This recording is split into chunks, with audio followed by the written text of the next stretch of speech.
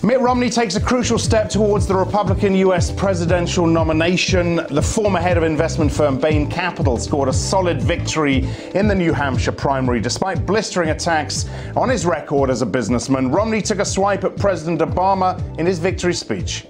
Barack Obama came to New Hampshire 4 years ago. He promised to bring people together. He promised to change the broken system in Washington. He promised to improve our nation. Those were the days of lofty promises made by a hopeful candidate. Today, we're faced with the disappointing record of a failed president. A Reuters poll Tuesday shows Romney still trailing Obama by 5 points in the White House race. Other headlines on Reuters this morning: Deutsche Börse and NYSE Euronext fight to save their $9 billion merger. A source tells Reuters they've launched a lobbying effort as European antitrust regulators make it clear they think the deal should be blocked. British retailer Sainsbury's tops Christmas sales forecasts. Analysts believe the number 3 supermarket group beat Walmart's Asda and industry leader Tesco in December. And Monti meets Merkel. Italy's Prime Minister is in Berlin for debt crisis talks. He says the EU must recognise Italy's sacrifices or risk it falling into the hands of anti-EU populists. Let's get out of Brenda Kelly, markets analyst at CMC Markets. Brenda, ahead of this meeting, on the back of yesterday's gains, do you think those can be sustained?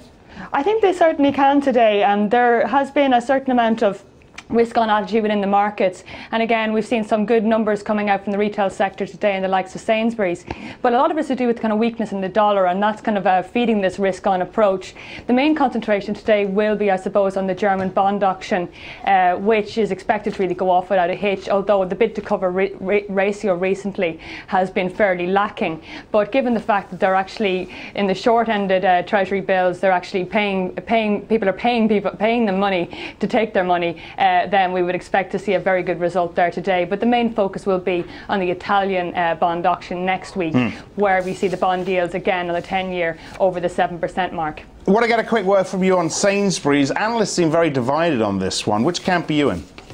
I'm actually divided myself in many respects. I think we saw Marks and Spencer's come out yesterday and what were deemed good results. But when you look at it on a year-on-year basis, particularly when you see what the snowfall was like back in December of last year, a 0.5% rate uplift on the year isn't exactly all that great. So Sainsbury's have done a little bit better. Theirs hasn't been pretty much in respect of food. It's been on the different areas that they've expanded into.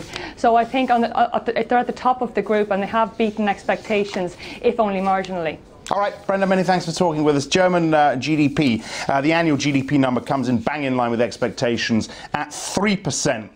In world news, US Treasury Secretary Tim Geithner is in China. He's bidding to win Chinese support for sanctions on Iran and to voice concerns on the global economy. Tomorrow he'll travel to Japan to meet Prime Minister Yoshihiko Noda.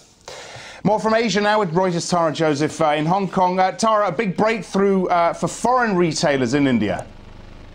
That's right, Axel. Finally, as you say, a major breakthrough. Foreign retailers have been gagging to get into India, Asia's third largest economy, now going to allow that's 100% ownership of single brand stores in the country. So brands like IKEA and Adidas will now be able to sit alongside shops in hectic city streets.